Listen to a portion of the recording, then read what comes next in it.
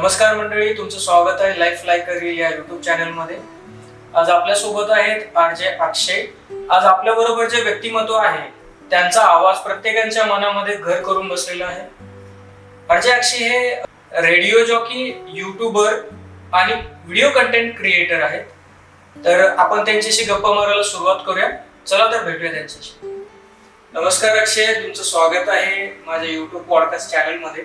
नमस्कार. Life like reel या podcast चॅनलमध्ये आम्ही प्रत्येक व्यक्तीने त्यांच्या आयुष्यात काहीतरी स्पेशल केलेलं असतं, खूप उंचावरती गेलेले असतात, त्यांचं कष्ट, त्यांची मेहनत, या सगळ्या गोष्टींचा आढावा घेऊन आम्ही तुमचे विचार, तुमचा अनुभव आमच्या युट्यूब चॅनल मार्फत प्रेक्षकांच्या समोर पोहोचवण्याचा प्रयत्न करतोय.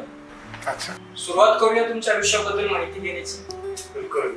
आणि स्पेशली रेडिओ वरती जो एक आरजे व्यक्तिमत्व असतं की माईकच्या पाठीमागला चेहरा आज समोर दिसतोय म्हणजे थोडंसं आमच्यासाठी वॉव मोमेंट आहे. बिलकुल. म्हणजे ऍक्च्युली कसं आहे की रेडिओ जॉकीचं जे काही आयुष्य आहे, म्हणजे जे करिअर आहे, ते ऍक्च्युली तर एका स्टुडिओमध्येच बंदिस्त आहे. रेडिओ म्हटलं की आम्ही एका स्टुडिओमध्ये कायम असतो. स्टुडिओमध्ये फक्त माईक लागलेलं असतो आणि माईक आमची फक्त दुनिया असते. लोक आम्हाला बऱ्याच वेळा विचारतात की तुम्ही एकटेच कसे काय बाबा तिथे बोलत असता, पण ते एक स्किल आहे. म्हणजे बाहेर पकडून बोलत असतो, आजूबाजूला कोणी नसतं, आवाज आमचा फक्त बाहेर लोकांना ऐकत असतो, आम्ही दिसत नसतो.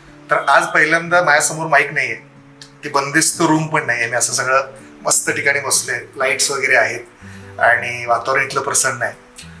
तर पहिल्यांदाच असं दिसतंय की माझा आवाज सोडून मी दिसणार पण आहे लोकांना. आणि जो माझा आवाज आजपर्यंत लोक ऐकत होते ते लोकांना माहिती नसायची की कुणाचा हा आवाज आहे. तर एक क्युरिओसिटी असायची, पण ती आता क्युरिओसिटी कमी झाली. कदाचित ज्यांना माहिती नाही त्यांना तुमच्या पॉडकास्टद्वारे समजणार आहे की बाबा हाच अक्षय आहे. तर अक्षय, तुम्ही आरजे कसा झालात आणि ह्या प्रवासाची सुरुवात कशी झाली? ऍक्च्युली काय होतं की लहानपणी घरामध्ये ना आमचा एक रेडिओ होता, ग्राउंडचा रेडिओ होता. माझी आजी तो रेडिओ ऐकायची. सेल मला तो एव्हरीडेचे सेल टाकून तो रेडिओ ऐकायचो. आणि आपलं 90s बॉर्न किड आहे आपण. तर आपण रेव्होल्युशन खूप जास्त कमी स्लोली बघितलं.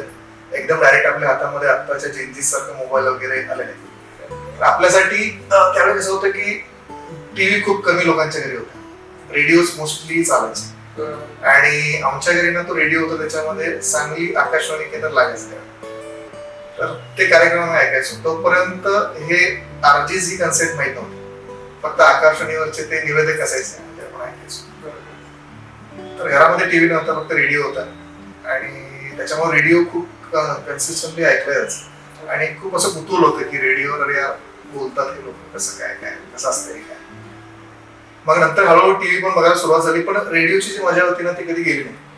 2007 साली कोल्हापूरमध्ये आपलं टोमॅटो एफएम आणि रेडिओ मिरची आलायचं. त्याच्यानंतर ना मी रेडिओ मिरचीचा खूप प्रचंड फॅन झालो, कारण रेडिओ मिरची हा असा प्लॅटफॉर्म होता की त्याच्यावर ना युथ ओरिएंटेड सगळं त्याच्यावर चालायचं. टोमॅटो एफएम पण चांगलं होतं, म्हणजे चांगलंच आहे ते, पण त्याच्यावर सगळ्या एज ग्रुपला ते घेऊन प्रोग्राम बनवायचे. पण मिरची असा ब्रँड होता की तो फक्त युथ साठी त्यांनी केला. आणि आपण त्यावेळी 7वी-8वीला मी होतो.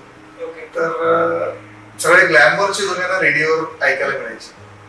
तर तेव्हापासून मला वाटलं होतं की यार रेडिओ खरंच पॉवरफुल आहे आणि काहीतरी याच्यामध्ये आहे करिअर करण्यासाठी.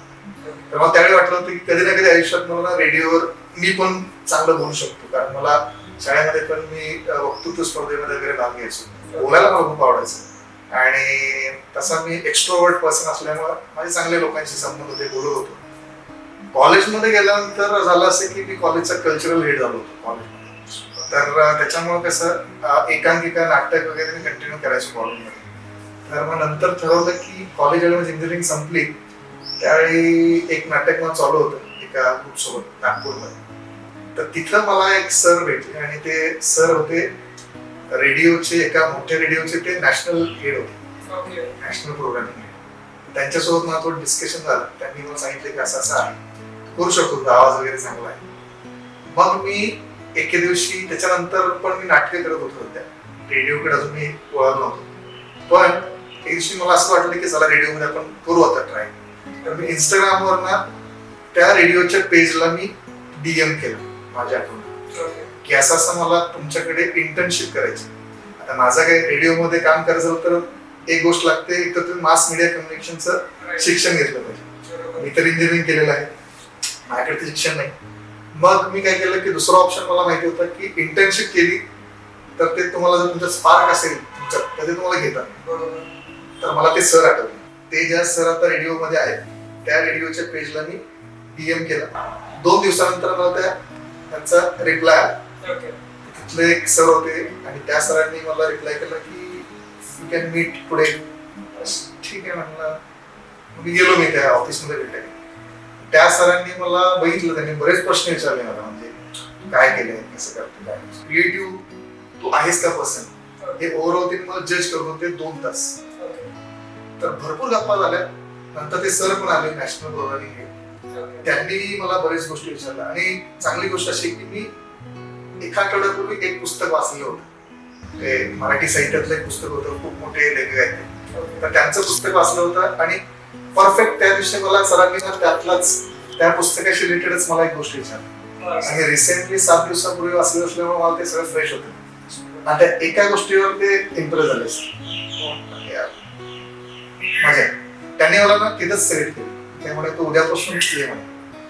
तिथून मी मग तिथे काही दिवस केलो आणि मी तिथून घरी जेव्हा आलो त्यावेळी त्यांचंच ऑफिस इथं सांगलीमध्ये होतं. तिथून पुढे मला त्यांनी 4 महिने मी सांगलीमध्ये इंटर्नशिप केली. आणि तुम्हाला माहिती आहे की नाही की बाबूराव एक कन्सेप्ट होती 94.3 आपल्या टोमॅटो त्यावेळी खूप फेमस होतं. ते सर मला इथे भेटली सांगली. ज्यांचा आवाज होता ते सर भेटले. ते सर त्या रेडिओमध्ये काम करायचे. त्यांच्या अंडर मी 4 महिने काम केलं. यशवंत कुलकर्णी सर म्हणून त्यांचं नाव. त्यांनी मला व्हॉइस मॉड्युलेशन आणि कॉन्फिडन्स कसा असतो रेडिओ बोलण्याचा, भाषा, माझी भाषा तरी कोल्हापुरी खूप ऍक्सेंट जास्त होतं त्याच्यामध्ये, त्याच्यावर मला काम करायला लागलं. तिथून मग जे 4-5 महिने ट्रेनिंग घेतली त्याच्यानंतर मी दुसऱ्या ठिकाणी अप्लाय केलं आणि मला काम केलं. असा प्रवास आहे. खूप छान वाटलं. आणि मला आशा आहे की आमच्या प्रेक्षकांना सुद्धा याच्यातून काही ना काही शिकायला भेटलं असेल. तर आपण पुढच्या प्रश्नाकडे बोलूया. येस. तर पुढचा प्रश्न असा होता माझा, जसं की तुम्ही रेडिओ जॉकी म्हणून ऍप्लिकेशन दिलं आणि तुम्ही पुढं तुमच्या कामाला सुरुवात केली, तर हा रेडिओ जॉकीचा एवढा आवडता तुमचा जॉब असताना तुम्ही युट्यूब किंवा व्हिडिओ कंटेंट क्रिएटर या मार्गाकडे कसं वळलात? ऍक्च्युली सांगायचं झालं तर कसं आहे माहितीये का की आरजे मला आवडतं काम करायला. पण फक्त हे एकच काम नाही आहे की मला ते आवडतं, बरीच काम आहेत. म्हणजे माणूस ज्यावेळी कलाकार असतो तर त्याला बऱ्याच कलांनी तो पारंगत असतो. म्हणजे कोणी डान्सर असेल तर त्याला गाणं ऐकायला पण आवडतं. म्हणजे उदाहरणार्थ सांगायचं झालं तर मायकल जॅक्सन हे पॉप म्युझिक बनवायचे, पण ते म्युझिक पेक्षा ते डान्सनी पण जास्त फेमस होते. तर अशा काही गोष्टी असतात. मग त्यांना आपण असं म्हणू शकत नाही की तुम्ही गाणं सोडलं, फक्त तुम्ही डान्सवरच कसं फोकस करताय. तर माझं असं होतं की मला ना सगळ्या गोष्टी करून पाहिजे होत्या. आणि आरजे मला काम करायचं होतं. माझं ठरलेलं होतं की एवढा वेळ आहे तो मला रेडिओसाठी द्यायचा आहे. तर 4-5 वर्ष मी काढून ठेवली होती की त्या वेळामध्ये मी रेडिओवर काम करेन. मी फुलफिल झालो. मला असं चांगलं वाटलं आता की काम करून झालं, आता याचा एक्सपिरियन्स घेतला. त्याच्यामध्ये पूर्णपणे मी काय पारंगत झालो नाही. म्हणजे अजून त्यातल्या बऱ्याच गोष्टी आहेत. पहिले मी 0 होतो, आता रेडिओमध्ये मी सध्या 1 आहे. पण मला असं वाटलं की मला मजा आली एवढं करून. पुढे काहीतरी अपडेट होण्यासाठी मला वाटलं की काहीतरी नवीन ट्राय करू. तर यासाठी मग मी आता युट्यूबमध्ये गेलो. युट्यूबमध्ये बऱ्याच गोष्टी आहेत त्या एक्सप्लोअर करायच्या आहेत. मला फिरणं खूप आवडतं. त्यामुळे माझं मी चॅनल जे सुरुवात केलंय त्याचं नाव आहे बुलेटवाला अक्षय म्हणून.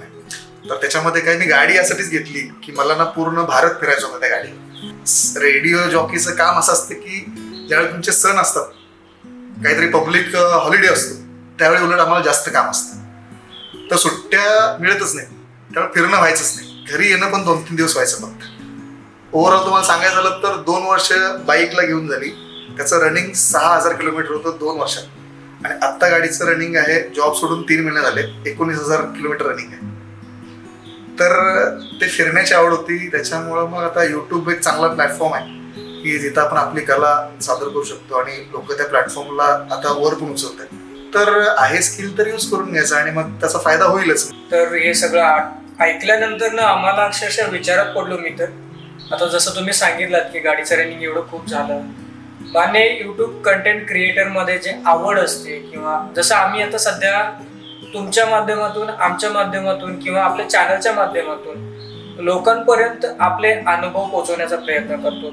जसं तुम्ही तुमच्या युट्यूब चॅनल मधून वेगवेगळ्या गावांची माहिती, गावातले राहणीमान, तिथलं जेवणाची पद्धत कशी आहे, तिथं काय बनतं, काय फेमस आहे किंवा काय सर्वात जास्त विकलं जातं, बिझनेससाठी काय सोर्स आहेत किंवा इम्पोर्ट एक्सपोर्ट कुठल्या लेवलपर्यंत करू शकतो, सर्वांची माहिती तुम्ही युट्यूबच्या चॅनल मार्फत तुम्ही देता. तुमचे व्हिडिओज मी बघतोय, खूप भारी वाटतं ऐकल्यानंतर ना. पण मला अजून एक प्रश्न वारंवार डोक्यात येतो, ज्यावेळेस तुम्ही रेडिओ जॉकी म्हणून जॉबवरती अपॉइंट झालात त्यावेळेस तुमचा पहिला शो आणि त्या दिवशी उठलेली गोंधळ मला जरा तुमच्याकडून ऐकायची. गाडीच्या रनिंग बद्दल सांगायचं झालं ना, तर ऍक्च्युली असं आहे की जी गोष्ट तुम्हाला खूप आवडते ती करताना ना त्यात तुम्ही इतके आत शिरलेले असतात तुम्हाला काही जाणवत नाही, पेन जाणवत नाही, भूक जाणवत नाही, हात जाणवत नाही. आम्ही आधी नाटकाची प्रॅक्टिस करायचो, तालीम असायच्या, तर आम्ही 18 तास ना आम्ही तालिमी केलेल्या आणि मध्ये काही आम्हाला भूक पण नाही लागायची आणि फक्त चहा प्यायचो. नाटकवाल्यांचा ना चहा खूप आवडीचा विषय, फक्त चहा प्यायचो आणि कधी असं वाटलं नाही. म्हणजे एखादी एकांकिका आम्ही तालीम करत आहे तर त्या तालमीवेळी टोटल 13 सीन होते आणि त्यातल्या 10 सीनमध्ये मी होतो. तर प्रॅक्टिस करताना असं व्हायचं की बरेच जण एकेका सीनमधून पुढच्या सीनमध्ये नसायचे, पण मी कंटिन्यू 10 सीनमध्ये असल्यामुळे व्हायचं की मी कंटिन्यू स्टेजवर आहे, बाकीचे सगळ्यांना फेड आउट होत आहेत एकेका सीन नंतर आणि मी कंटिन्यू 10 सीन थांबत आहे. तर 18 तासातले जर पकडले तर मॅक्झिमम मी 12 ते 13 तास मी तिथं असायचो. पण मला असं कधी जाणवलं नाही की अरे यार माझ्या आवाजाला प्रॉब्लेम होत आहे की मी उभा राहते, पाय दुखत आहेत. नंतर घरी आल्यानंतर पाय दुखायचे, पण तिथं कधीच पाय दुखले नाही किंवा असं जाणवलं पण नाही. सेम गोष्ट इथेच आहे, जी तुमच्या आवडीचा विषय. गाडी चालवताना मी आधी कधी फिरवतोय साधी गाडी, त्यावेळी 50 किलोमीटर जरी फिरवली तरी मला त्रास होतो. पण आता ज्यावेळी मी स्वतःसाठी काम करत आहे किंवा मला जे आवडते ते करते, आता मी 500 किलोमीटर जरी पळवली तरी मला काय असं वाटत नाही की मला काही त्रास होतो, कारण ती आतून ते गोष्ट आली पाहिजे. ते काय असं फायद्यासाठी किंवा बेनिफिटसाठी करत नाही, आपल्या आवडीसाठी आपण करतो, त्यामुळे आपण आपला सगळा जीव तिथं ओतून ते काम करत असतो. अजूनपर्यंत काही दुखणं तर काही जाणवलं नाही. आणि पुढचा विषय असा की तुम्ही विचारलं की पहिल्या शो मध्ये गोंधळ वगैरे कसं झाला. गोंधळचा असा विषय की पहिल्यांदा ज्यावेळी माझं ट्रेनिंग संपलं त्याच्या आधी फक्त मी स्टुडिओमध्ये जाऊन प्रॅक्टिस करायचो आणि त्या आमच्या भाषेत त्याला लिंक्स म्हणतात, ती जी रेडिओवर ऐकू येते ते एक आमचं सेंटेन्स असेल त्याला लिंक म्हणतात. तर ती लिंक पहिले मी सरांना पाठवायचो व्हॉट्सअपला आणि सर ते ऐकून मला फीडबॅक द्यायची. तर ती कसं रेकॉर्डेड लिंक असायची, ती एकदम स्पॉन्टेनियस लाईव्ह नसायची. पण पहिल्यांदा ज्यावेळी मग स्टुडिओमध्ये गेलो मी आणि पहिल्यांदा ज्यावेळी मी पहिली लिंक करायला बसलो, तिथं असं असतं तुमच्या समोर एक मिक्सर असतो अशा मोठा आणि त्याला फेडर असतात, इंट्रो आउट्रो असतात फेडर, तुम्हाला मिक्सिंग वगैरे करायचं असतं. तर ते तिकडे तुम्हाला लक्ष द्यायचंय. तुम्हाला समोर कम्प्युटर आहे, त्या 2 कम्प्युटरवर ते रेकॉर्ड पण होते ते बघायचंय, प्लस तुमची टाइम लिमिट असते, त्या 1-1.5 मिनिटात तुमचं झालंच पाहिजे, नाहीतर रेडिओ पुढे जातो लगेच. बरोबर, पुढचं सगळं तिथं शेड्यूल असतं. तर ते इतकं प्रेशर असतं पहिल्यांदा ज्यावेळी स्टुडिओमध्ये जातो. एक तर आपल्याला काय बोलायचं आपल्या डोक्यात कन्फ्युजन चालू आहे, प्लस हे टेक्निकल गोष्टी हँडल करायच्या, प्लस हातामध्ये माऊस आहे, समोर ते दिसतंय काय ते व्यवस्थित ते बघायचं. पुढचं टायमिंगचं तर ते शेड्यूल असतं ते व्यवस्थित. आता मध्येच गाणं लागलं मी बोलायच्या आतमध्ये तर ते सगळं ना कन्फ्युजन मध्ये पहिल्या लिंक मध्ये गॅप पडला होता थोडा, बोलताना मध्ये मी स्टक झालो थोडा आणि थोडा गॅप पडला. पण नंतर सर बाहेर होते, सर तिथून काचीतून मला हात होते. हो एवढी चांगली झाली नव्हती ती, पण मला आता त्यानंतर मी आठवल्या 1 वर्षानंतर मी पहिल्या दिवशीचा शो ऐकला त्यावेळी वाटलं की अरे यार काहीच येत नव्हतं आपल्याला, आता चांगलं झालं. आता 5 वर्ष झाली, आता ऐकताना वाटतं की मी मगाशी सांगितल्याप्रमाणे पहिले मी 0 होतो, आता 1 आहे. अजून चालू आहे. व्हॉइसवरचा चांगला एक्सपिरियन्स आता आलेला आहे. इन फ्युचरमध्ये अजून मला काही व्हॉइस ऍक्टिंगमध्ये व्हॉइसओव्हरमध्ये काम करायला मिळतं तर मी नक्की करेन. ते लिंक तुम्ही जे रेकॉर्ड करून पाठवतात त्या कशा मोबाईल थ्रू असतात की तुमचा जो कन्सोल असतो त्याच्यातर्फे तुम्ही त्या रेकॉर्ड करून पाठवता किंवा ते लिंक जनरेट कशा करता? पाठवत वगैरे नाही आम्ही, आमच्याकडे कसं स्टुडिओमध्ये सगळं सेटअप असतो. तिथं ते आम्ही बोलतो ना जिथं माईक असतो तिथून डायरेक्ट ते कन्सोल आणि ते कम्प्युटरचं अटॅच असतं. ओके. त्या सॉफ्टवेअर मध्ये तिकडे डायरेक्ट लिंक जाते. हा. तिथंच ती एडिट करता येते ती, जर तुम्हाला एडिटेड शो असेल तर. ओके. पण लाईव्ह शो मध्ये डायरेक्ट तुम्ही असं बोलले तुमचा आवाज चाललाय, तिथे म्युझिक पाहिजे त्याच्या मधात, तर तिथंच तुम्हाला दुसरा फेडर असतो, म्युझिक ऍड करा, परत खाली घ्या, बॅकग्राऊंड म्युझिक वाला तुम्ही कंटिन्यू बोला. इन्स्टंट काम असतं ते. लाईव्हच असतं मोस्टली. एडिटेड कसं असतं, फक्त कोणाचा इंटरव्ह्यू घेतलाय हा. आणि त्यांचा नंतर प्ले करायचं, ओके. तेच फक्त एडिट असतं. बाकी लाईव्ह शो असतो, तुम्ही डायरेक्ट चालू केलाय, बोलताय तुम्ही माईकवर, ते सगळं जातं On show, on air असतं. ऑन एअर असतं. चुकला तर डायरेक्ट चुकलं. असा एखादा क्षण आहे का की तुमच्याकडून एखादी मोठी चूक झाली आहे ती तुम्ही आयुष्यावर कधी विसरू शकत नाही, किंवा असा कुठला क्षण आहे जो तुम्ही अजून पण आठवता की अरे तसं व्हायला नको पाहिजे, असं काही आठवतं? मोस्टली असं एवढे असे काही मोठी गोष्ट नाही झाली व्हिडिओ मध्ये मी काम करत असताना, कारण मी थोडं डेडिकेटेडली काम करायचो. चुका झाल्या असतील पण इतक्या मोठ्या झाल्या नाही. पण असे काही वाईट एक्सपिरियन्स न आठवण्यासारखे असे काही नाही, पण चांगले एक्सपिरियन्स खूप आहे. म्हणजे मला आठवतं की रेडिओ मध्ये काम करत असताना बऱ्याच मोठ्या लोकांसोबत मला त्यांचा सहवास लागतो. म्हणजे स्टुडिओ मध्ये मोस्टली चांगले पॉलिटिशियन आणि चांगले ऍक्टर्स, डिरेक्टर्स, प्रोड्युसर्स यांच्यासोबत ना खूप जवळीक रजेच्या माध्यमातून ती निर्माण झाली होती. सांगायचं झालं तर आम्ही लहान असताना 90s बॉर्न किड मध्ये सांगितल्याप्रमाणे आम्ही ना लक्षा मामा आणि अशोक मामाचे खूप मोठे फॅन. अजूनही मी ना अशोक मामाचा, लक्षा मामाचा खूप प्रचंड मोठा फॅन. तर त्यांचेच सिनेमा बघत आम्ही मोठे झालो. आणि ऍक्च्युली मला या क्षेत्रात येण्याचं मेन रिझन म्हणजे अशोक मामा. म्हणजे अशोक मामाला बघत मी मोठा झालोय आणि अशोक मामाला बघतच मला समजलं होतं की मी पण असंच काहीतरी करणार लहान असताना. त्याचा पण एक वेगळा किस्सा आहे, तो आपण परत काहीतरी सांगू. पण इथं असं आहे की अशोक मामाचं जे काही मी सिनेमा बघायचो त्यावेळी मला वाटायचं की यार असं काहीतरी मलाही करायचं. आणि आमचं लहानपण ना या दोन माणसांनी एवढं भरून ठेवलंय की आतून म्हणजे आजही आठवलं तर ते खूप भारी वाटतं. तर त्या रिलेटेड रेडिओ किस्सा असा झाला की अशोक मामांच्या पत्नी म्हणजे निवेदिता सरात्ना, त्यांचे सिनेमा पण आपण पाहून मोठे झालो. त्या आल्या होत्या माझ्या स्टुडिओमध्ये. तर निवेदिता मॅम सोबत इंटरव्ह्यू झाला आणि बोलताना बरेच वेळ मी मॅम सोबत होतो. तर मॅमना मी गोष्टी शेअर करत होतो की कसं आम्ही आता जे सांगितलं तेच मॅमना सांगितलं की मला लोक विचारतात की तू या क्षेत्रात कसं आला. त्याचं पहिलं रिझन एकच आहे, अशोक मामा, मोटिवेशन अशोक. तर मग त्या खूप भारावून गेला की अरे इथं कोणी एका माणसाचं भक्त असू शकतं, चांगल्या पॉइंट ऑफ व्ह्यू मध्ये भक्त सांगते. तर इंटरव्ह्यू चालू होता, झाला आणि त्या मॅमनी काय केलं की मी दुसरं काही काम करतो, फोटो काढत होतो आणि तेवढ्यातनं त्यांनी अशोक मामाला फोन लावला. मॅमनी फोन लावला आणि सांगितलं की अरे अशोक इकडे ना तुझा एक भक्त मला भेटलाय.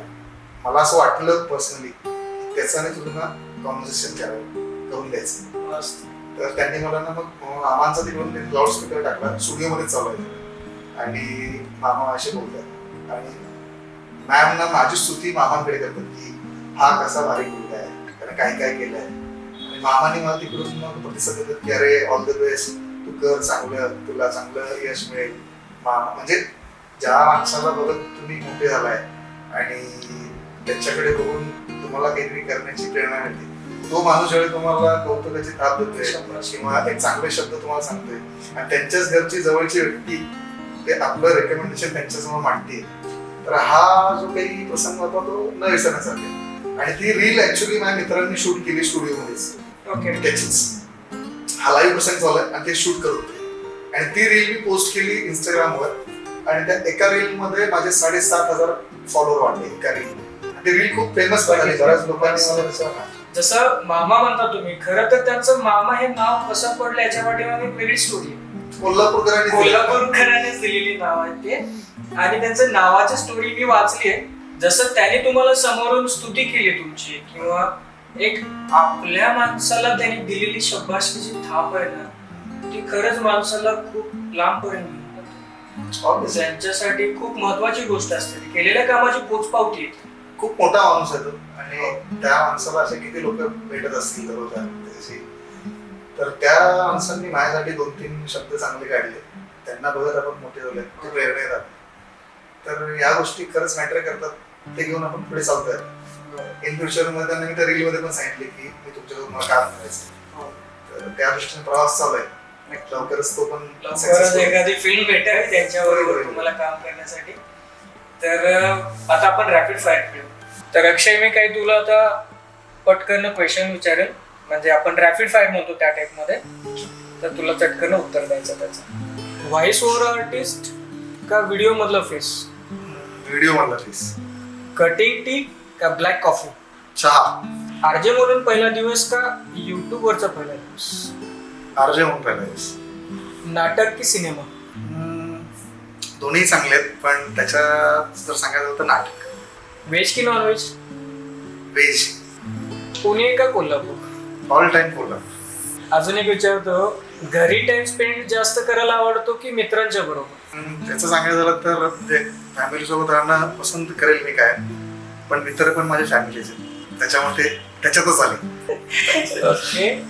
तर लव्ह मॅरेज करायला आवडेल की अरेंज मॅरेज करायला आवडेल? Love with arrange. बिझनेस करायला आवडेल की नोकरी? बिझनेस. जसं आता तुम्ही बुलेट वरनं फिरता, तुम्हाला बुलेट वरनं जास्त फिरायला आवडेल की 4 व्हीलर मधून फिरायला आवडेल? All time 2 wheeler. मी अजून 4 व्हीलर शिकली पण नाही. सगळ्यात मोठा प्रश्न ना 4 व्हीलरचा असा आहे की पार्किंग करणं डिफिकल्ट आहे, परत ट्रॅफिक मध्ये तुम्ही 4 व्हीलर नेणं म्हणजे खूप इम्पॉसिबल आहे. आपलं 2 व्हीलर निवांत कुठेही शिरा, कुठेही थांबा.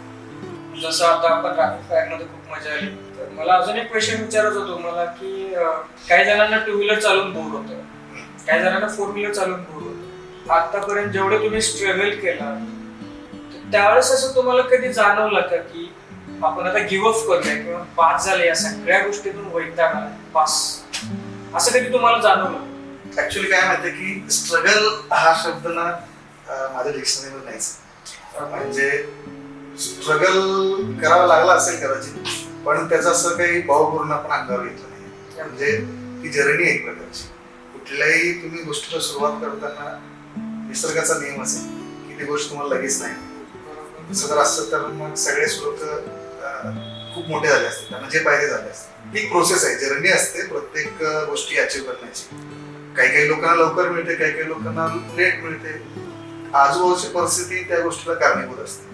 तर तुमच्या हातात बऱ्याच वेळा असते की ती आजूबाजूची परिस्थिती तशा पद्धतीनं तुम्ही बनवता येऊ शकते. त्याला मग प्रचंड इच्छाशक्ती लागते. म्हणजे जर तुम्ही खूप मेहनत करत असाल एखाद्या गोष्टीमध्ये, निस्वार्थीपणे, त्याच्यामध्ये जर तुमचा प्रामाणिकपणा असेल आणि कॉन्स्टंटली तुम्ही ते काम करत असाल, तर ती गोष्ट तुम्हाला मिळतेच 100%.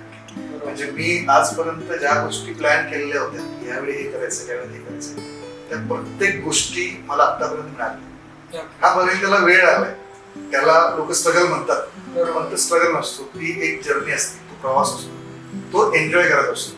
आणि ती प्रत्येक मुमेंट मी एन्जॉय केली, त्याच्यामुळे मला कधी तो स्ट्रगल वाटला नाही. आता मी जॉब लगेच सोडून इकडे का आलो, लोकांना प्रश्न पडतो की अरे यार, मला आता विचारतात लोक की एवढ्या चांगल्या पगाराची नोकरी, एवढ्या चांगल्या पगाराची नोकरी होती, प्लस चांगली पोझिशनवर मी होतो, मला आता प्रमोटेड पण झालो होतो, स्टेशन माझ्या अंडर होतं. तर बऱ्याच गोष्टी असताना, सगळं चांगलं चालू असताना तुम्ही सगळं सोडून आलाय आता इकडे, आता इथं परत मी शून्यावर आहे, ही सुरुवात परत शून्यापासून पुढे. पण आधीचा जर माझा इतिहास पाहिला, जर मी ज्या ज्या गोष्टी केल्या, त्याच्यामुळे प्रत्येक वेळी मी काहीतरी एक नवीन अपडेट आयुष्यात आणत राहिलो. सगळं चांगलं चालू असताना ते सोडून परत मी कुठेतरी आणि परत शून्यावर आलो, काहीतरी नवीन चालू केलं. एका ठिकाणी कम्फर्ट झोन मध्ये मी अडकून राहिलो. तर त्यामुळे स्ट्रगल हा प्रत्येकडे माणसाला पुजलेला आहे, पण त्याचा भाव आपण करून घेत नाही. त्यामुळे असं वाईट काही नाही आपल्या आयुष्यामध्ये, तो एन्जॉय केला. आता काय फार तर फार आता परत शून्यापासून आपण तयार करतोय, त्यानंतर अजून इथे काहीतरी चांगली ग्रोथ होईल आणि काहीतरी नवीन अपडेट करू आयुष्यामध्ये, हे कंटिन्यू चालत आहे, असं आहे. त्यामुळं मजा घेतोय पण त्या गोष्टी. म्हणजे तुमच्या दृष्टीने स्ट्रगल म्हणजे जसं ती गोष्ट आपल्यापर्यंत येण्याचा जो मधला पिरियड आहे, जो स्ट्रगल म्हणतो आपण त्याला, त्याचं स्ट्रगल नाही, पण तो तुमच्यासाठी प्रोसेस आहे. म्हणजे असं नाही की कदाचित माझ्या मताशी काही लोक सहमत पण नसतील, कारण आयुष्यामध्ये म्हणजे बऱ्याच लोकांना असं असतं की जर वाईट काय घडत आहे तर त्याचा इम्पॅक्ट त्यांच्या मनावर आणि त्यांच्या हेल्थवर पडतो.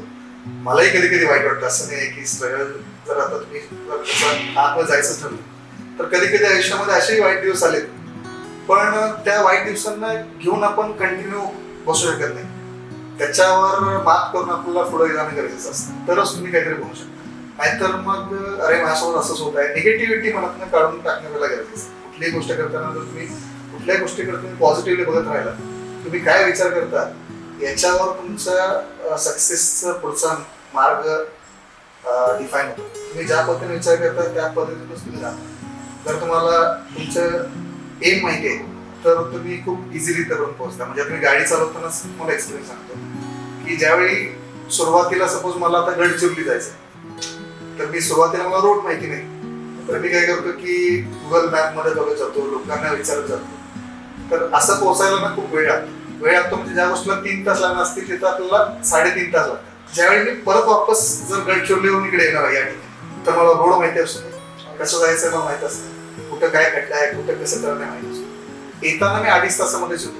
तो 1.5 तास येताना आपण कव्हर करू तर काय येतो कारण हे जातानाचा एक्सपिरियन्स तुमच्या माहित असतो, प्लस तुम्हाला कुठं जायचंय आता माहित असतं. पहिले गडचिरोलीला मला जायचं होतं पण कसं जायचं आहे माहित नव्हतं. जी काही प्रोसेस आहे एम तुमचं जर समोर तुम्हाला माहिती असेल कुठं जायचं आणि कसं जायचंय, थोडा पाथ तुम्हाला एक्सपिरियन्स झाला की मग तुम्ही इझिली ते पण पोहोचता. जसं आता तुम्ही सांगितलं गडचिरोलीला जायचं आणि परत यायचं 1.5 तासात आपण तो कव्हर करू शकतो. त्याबद्दल मला एक क्वेश्चन विचारायचं होतं. तुमच्या दृष्टीतून यश म्हणजे काय किंवा सक्सेस म्हणजे काय तुमच्या दृष्टीतून? यशाची डेफिनेशन प्रत्येकाची वेगळी असू शकते. माझी डेफिनेशन अशी आहे की एखादी गोष्ट तुम्हाला करायला मजा येते आणि ती तुम्ही करत करत त्याच्यामध्ये एक्सपर्ट होतात. आणि एक्सपर्ट झाल्यानंतर मग ती कुठली गोष्ट असेल तर तुम्ही एक्सपर्ट त्या गोष्टीत जर झाला तर ती गोष्ट नंतर तुम्हाला खूप काही देऊन देते. पहिले तुम्ही शिकण्यासाठी त्या गोष्टीमध्ये तुमचे इनपुट येतात, नंतर ती गोष्ट तुम्हाला परत देते. तिथपर्यंत जाण्याचा जो काही प्रवास आहे तो प्रवास म्हणजे यश आहे. माझ्या बाबतीत पण असंच आहे, म्हणजे की मला जे काही करायचं होतं ते मी अचीव्ह करतोय, म्हणजे फुलफिल कधी झालं नाही. कारण जर मला असं वाटलं की आता मला सगळं येतंय, यातलं सगळं आलं, त्या दिवशी ॲज अ कलाकार म्हणून तो माणूस सांगतो, ते कुठल्याही कला क्षेत्रामध्ये असो. तर मला असं वाटलं की मी ऍक्टिंग करतोय आणि जर मी म्हटलं की मला आता सगळं येतं, ऍक्टिंग येते, आता मला संपलं. तुम्ही नंतर परत नवीन काही शिकणारच नाही. तुमच्यामध्ये तो एक इगो आला की मला तर सगळं येते. आयुष्यात कधीच तुम्हाला कधी काही येत नसतं. थोडंफार आपण शिकतो त्याच्या. मोठे मोठे ऍक्टर लोक आहेत, मोठे मोठे डिरेक्टर आहेत, ते अजून म्हणतात की मला काही येत नाही, आपण फक्त 1 किंवा 2%. तर यश म्हणजे हे आहे की तुम्हाला हे करून मजा येते ना, ते यश. ज्या दिवशी तुम्हाला ते करून ना बोर व्हायला लागेल किंवा ते करताना असं कंटाळा यायला लागेल की कशाला मी आता हे करतोय, तर त्यावेळी समजायचं की त्या गोष्टीत तुम्ही अपयशी होताय किंवा ती गोष्ट तुम्हाला सध्या तुमच्या यशापासून दूर नेण्यासाठी काहीतरी तिथं गोष्टी घडत आहेत. जोपर्यंत तुम्हाला तिथं मजा येते स्वतःला, ती गोष्ट तुमची यश असते, असं मला पर्सनली वाटतं. तर जसं मी तुमच्या युट्यूब चॅनल बुलेटवाला युट्यूब चॅनलवरती तुमचे मी व्हिडिओज बघतो, तर तुम्ही फिरता सगळीकडे. म्हणजे जसं आता गडचिरोली म्हटलं की तुम्ही त्याच्या आसपासचा एरिया तुम्ही तुमच्या युट्यूबच्या माध्यमातून दाखवला सगळ्यांना. तर यावर मला असं विचारायचं तुम्हाला, जर समजा मी तुम्हाला एक डेझर्ट आयलंडला पाठवलं आणि तिथं जाण्यासाठी फक्त 3च गोष्टी घेऊन जायच्या, तर तुम्ही काय काय घेऊन जाल? डेझर्ट आयलंड वाळवंटात जायचं आपल्याला. आता तुम्ही पाठवताय म्हटल्यानंतर ती गोष्ट पण तुम्ही देऊ शकता मला, म्हणजे तुमच्याकडे. तर 3 गोष्टीमध्ये सांगायचं झालं तर मी बुलेट तर तिकडे नाही घेऊन जाणार, तुम्ही पाठवताय त्यामुळे. तर मी ना एकच गोष्टी घेऊन जाईल, कॅराव्हॅन. तर कॅराव्हॅन का माहिती का, आता स्वदेश पिक्चर मध्ये जी बस असते त्याची गाडी, ती कॅराव्हॅन आहे. कॅराव्हॅन मी घेऊन गेलो की त्याच्यामध्ये सगळ्याच आहे. त्याच्यामध्ये किचन पण आहे, त्याच्यामध्ये वॉशरूम पण आहे, त्याच्यामध्ये फ्रीज पण असतो, त्याच्यामध्ये एसी पण असते, त्याच्यामध्ये मस्त झोपायला पण असतं. मग तुम्ही डेझर्ट आयलंड मध्ये पाठवा किंवा हिमालयात पाठवा, कुठेही पाठवा, मी तिथे निवांत आहे. लॉकडाऊन तर आपल्याला माहितच आहे, सगळ्यांनी घर बसून लॉकडाऊन सगळ्यांनी फेस केले. खूप वाईट काळ आणि सगळ्यांना शिकवून गेला लॉकडाऊन सध्या. तर ह्या लॉकडाऊनच्या काळामध्ये जसं 18 ते 25 ते 30 वयोगटामध्ये जो एज ग्रुप आहे त्यांच्यासाठी जो करिअर किंवा अकॅडमिक एअर होते ना, ते त्यांच्यासाठी एक इच्छा होते की आपण याच्यामध्ये वरती जाऊ शकेल किंवा आपल्या इथून पुढे आता झालं जॉबला लागायचंच आहे, आता आपलं अकॅडमिक इयर संपलं. तर अशा टायमिंगचा जो इम्पॅक्ट त्यांच्या लाईफवरती झाला, म्हणजे ज्या लोकांची आता 10वी पास झाली आणि 11वी-12वीला ऍडमिशन घेतलं तर लॉकडाऊन, किंवा काही जणांची डिग्री कंप्लीट झाली, जॉब बघायचा आहे, तर त्यांना जॉब कसा बघायचा, तो त्यांचा ड्रॉपबॅक होता. म्हणजे त्यांना जॉब कुठे भेटत नव्हता किंवा हुडकायला जाऊ शकत नव्हते. तो जो काही काळ होता तो 18 ते 35-40 वयोगटावरती जो इम्पॅक्ट झाला तसा इम्पॅक्ट तुमच्या करिअर वरती झालाय का? लॉकडाऊनचा इम्पॅक्ट ना आपल्या सगळ्या लोकांवर झालाय आणि आपली जी जनरेशन आहे या युथ जनरेशनवर जास्त झालाय. म्हणजे 2-3 वर्ष आपण मोस्टली घरातच बसून वगैरे होतो. तर मगाशी मी तुम्हाला सांगितलं होतं की मी एका ठिकाणी इंटर्नशिप केली होती आणि त्या रेडिओने मला जॉब ऑफर केलेला होता. त्यांचा मी ओबी जॉब होतो. ऑन ग्राउंड जे काही ब्रॉडकास्टिंग व्हायचं त्याचं रेकॉर्डिंग माझ्याकडे होतं. पण झालं असं की लॉकडाऊन लागला आणि मग त्यांचे ऍड कमी झाल्या, सगळी मार्केट बंद झाली. तर त्यांनी ना मला 1 महिन्यानंतर त्यांनी मला ब्रेक दिला. ते म्हणे की सध्या असं असं आहे, मी ड्रॉप करतोय तुला थोड्या काळासाठी. तर तो झाल्यानंतर मग असं झालं की आता घरातच बसून होतो मी. मला एका ऑनलाईन रेडिओसाठी मी अप्लाय केलं. ते सर ओळखीचे होते मला. तर रेडिओ झकास मराठी नावाचा एक रेडिओ होता, त्याच्यावर मी शो करायला त्यांना विचारलं. सरांनीच मला बोलून विचारलं की आमच्यासाठी काम कर. आणि मग आता हे शो रेकॉर्ड ते सगळं सेटअप होतं नागपूरमध्ये. तर मी काय करायचो की आता घरी रेकॉर्डिंग करताना ना लोकांचे आवाज वाजायचे. तर मग मी त्यावेळी मित्राच्या शेतामध्ये जायचो. तिथे एक ना असं झाडं होती खूप सारी, तर मस्त सावली असायची. तर मी दुपारी इथं जाऊन ना दररोज 12 वाजता जाऊन शो रेकॉर्ड करायचो लिंक्स मोबाईलवर आणि तो लिंक्स पाठवायचो मी तिकडे नागपूरला. तर अशी ना मी कंटिन्यू 7-8 महिने मी कंटिन्यू करायचो. तर सुरुवातीला कसं होतं की आता आपण बोलताना मध्ये असं आपण अडकतो, फंबल होतं. आता मी इथे लिंक एडिट करू शकत नाही कारण मोबाईल मध्ये करतोय आणि ती त्याला तिकडे प्लेस पण करायची आहे तिथल्या प्रोड्युसरला. तर त्याला एडिट करावं लागेल. त्यासाठी मला कमीत कमी चुका त्यात कराव्या लागायच्या, एका फ्लो मध्ये आली पाहिजे. आणि त्या चक्करमध्ये मी 6-7 महिने कंटिन्यू हे काम केल्यामुळं मी एकही लिंक मध्ये अडकायचो नाही आणि एकही लिंक चुकायची नाही माझी. कारण ते परफेक्शन तिथून आलं. ते अजून मी तिथं ऑन एअर काम केलं नव्हतं अजून, पण इथं इतकं काम केलं त्या 1 वर्षात 1.5 वर्षात की दररोज हेच रिपीट तेच. आणि इतकी नेट प्रॅक्टिस झाली की कधीच अडकलो नाही. नंतर ज्यावेळी मी लाईव्ह शो करायला गेलो त्यावेळी पहिल्या दिवशी फक्त मला थोडा कॉन्फिडन्स थोडा लो झाला होता, पण तिथून पुढे दुसऱ्या दिवसापासून जी मी काही ग्रीप पकडली होती ऑन एअर मध्ये ती आजपर्यंत तशीच होती, कधीच टाकली नाही. तर त्याचा उपयोग त्या लॉकडाऊन मध्ये झाला होता. तर ती जी काही वर्ष होती 2-3 वर्ष ती माझ्या दृष्टीने ती मी वाया घालवली नाही. शांततेच्या काळात जर तुम्ही कमी जास्त घाम गाळा तर युद्धाच्या काळात तुम्हाला कमी रक्त सांडावं लागतं. हा जो प्रकार आहे तर तो प्रकार थोडा माझ्यासोबत झाला. म्हणजे तिथं प्रॅक्टिस मला पुढचं सोपं झालं. तर कधी कधी या सगळ्या गोष्टी अपॉर्च्युनिटी म्हणून आपण बघायच्या. सगळ्यासोबत जर वाईट गोष्ट घडत आहे त्याच्यामध्ये आपण थोडं काहीतरी चांगलं शोधण्याचा प्रयत्न करायचा. शेवटी मला सांगितल्याप्रमाणे जसं तुम्ही विचार करता तसं घडत जातं. त्याच्यामुळे पॉझिटिव्ह विचार करणं हा एक मात्र पर्याय आहे जर तुम्हाला काही अचीव करायचं असेल. तर अक्षय, तुम्ही वेळात वेळ काढून आमच्या स्टुडिओमध्ये आलात, आमच्याशी आज एकदम मनसोक्त गप्पा मारलात.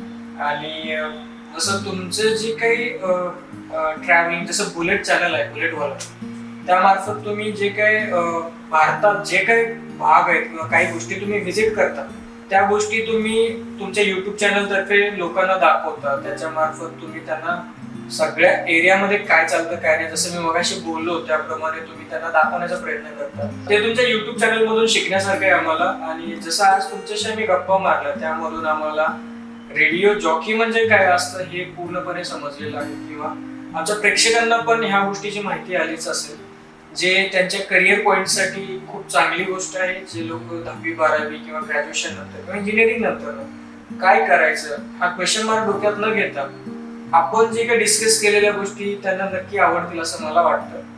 तरीही मला असं वाटतं की तुम्ही तुमचा अभिप्राय आमच्या प्रेक्षकांसाठी काय द्या. ऍक्च्युली मलाही खूप भारी वाटलं इथे येऊन.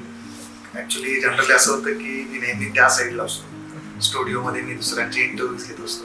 पहिल्यांदा मी कुठेतरी इंटरव्ह्यू देत आहे, त्यामुळं मलाही खूप भारी वाटलं. बाकी मग प्रेक्षकांना जर सांगायचं झालं तर प्रेक्षकांना हेच सांगायचं आहे की तुम्ही जे काही करणार आहात ते खूप डेडिकेशन न करा आणि प्रामाणिक प्रयत्न तुमचे दिसले पाहिजेत. म्हणजे बाकी कुणाला दिसता कामा नये, तुम्हाला स्वतःलाच ते तुम्ही प्रामाणिक असला तुमच्या कामाशी. तर वरचा जो कोणी आहे आपला गॉड तो तुम्हाला नक्की मदत करणार आहे, करतोच. त्याच्यामुळे प्रामाणिक प्रयत्न करा, खूप मनापासून काम करा, मेहनत करा. तुमचं यश जे आहे ते तुमच्या हातातच आहे. तूच आहेस तुझ्या जीवनाचा शिल्पकार. सो तयारीला लागा. मग वेळ अजिबात वाया घालवायची नाही. उद्या काही नसते, आजच सुरुवात करायची, आत्ताच सुरुवात करायची, मिळते सगळं. तर आज मी जिथं आलो होतो या स्टुडिओमध्ये, पॉडकास्टचा स्टुडिओ आहे. लाईफ लाईक अ रील नावाचं हे पॉडकास्टचं युट्यूब चॅनल आहे. तर ऍक्च्युली असं आहे की लाईफ लाईक अ रील या नावाचं हे जे पॉडकास्ट युट्यूब चॅनल आहे त्या चॅनलच्या स्टुडिओमध्ये मी सध्या आहे. खूप मजा आली मला इथे. खूप चांगले क्वेश्चन्स त्यांनी मला विचारले आणि मला थोडं माझे जुने दिवस परत आठवायला मिळाले. त्या गोष्टीत मी थोडा रमलो. तर असेच जर तुम्हाला पॉडकास्ट पाहायचे असतील, मजा घ्यायची असेल तर काय करायचंय, हे जे चॅनल आहे लाईफ लाईक अ रील, हे पॉडकास्ट चॅनल नक्की सबस्क्राईब करायचंय. हा व्हिडिओ आवडला असेल तर नक्की लाईक करा आणि तुमच्या मित्रांना शेअर पण करा. चॅनल मात्र नक्की सबस्क्राईब करायचे. आणि त्याचबरोबर मी सुद्धा युट्यूबर आहे, त्याच्यामुळं माझं पण चॅनल आहे बुलेटवाला अक्षय. बुलेटवर मी अख्खा महाराष्ट्र दौरा सध्या करतोय. विदर्भ कंप्लीट करून मी सध्या पश्चिम महाराष्ट्रात आलोय. पश्चिम महाराष्ट्र सध्या एक्सप्लोर करायचंय. तर हे सगळं जर तुम्हाला पाहायचं असेल ना तर माझं चॅनल सबस्क्राईब करावं लागेल. त्यासाठी काय करायचंय की याच व्हिडिओमध्ये खाली लिंक असेल माझ्या युट्यूब चॅनलची, तिकडे जाऊन क्लिक करून तुम्ही डायरेक्ट चॅनलवर जाऊ शकता आणि सबस्क्राईब करू शकता. सगळे व्हिडिओज एन्जॉय करू शकता. सो दोन्ही चॅनल नक्की सबस्क्राईब करा. Thank you so much. धन्यवाद. नमस्कार मित्रांनो, तर आज आपण आरजे अक्षय बरोबर बिलकुलच गप्पा मारल्या. आशा करतो की हा व्हिडिओ तुम्हाला आवडला असेल. तर अशाच नवनवीन व्हिडिओसाठी आमच्या चॅनलला लाईक करा, सबस्क्राईब करा आणि शेअरही करा. आणि कमेंटमध्ये सांगा की नेक्स्ट एपिसोडमध्ये तुम्हाला कोणाला पाहायला आवडेल.